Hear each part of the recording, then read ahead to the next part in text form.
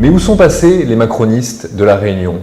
Passé l'élection présidentielle où tout le monde se réclamait d'Emmanuel Macron, les partisans du président de la République se font aujourd'hui plutôt discrets.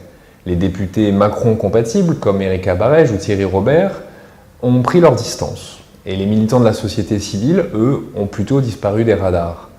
À l'arrivée, il n'y a plus grand monde pour défendre le président de la République, alors même que la polémique est en train d'enfler sur les contrats aidés, alors même que les sénatoriales approchent à grands pas.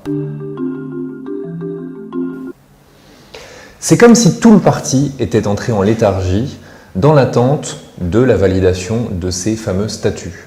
Or, les statuts qui sont aujourd'hui soumis à consultation vont prendre 2 semaines de plus à être validés. C'est la justice qui en a décidé ainsi, parce qu'elle estimait que le délai de consultation sur Internet n'était pas suffisant. Il faudra ensuite que toutes les instances se mettent en place, qu'un référent outre-mer soit nommé, qu'on sache, qu'on connaisse l'avenir de sa référente locale, Karine Garcia, et ensuite qu'on connaisse la tête de liste pour les sénatoriales.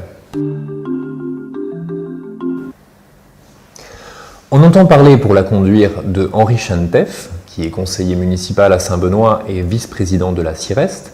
Il a une expérience politique qui servira dans ce scrutin très particulier qui consiste surtout à convaincre des élus de vous rejoindre. Et le problème, c'est qu'il aura fort à faire parce que des élus, La République En Marche n'en a absolument aucun.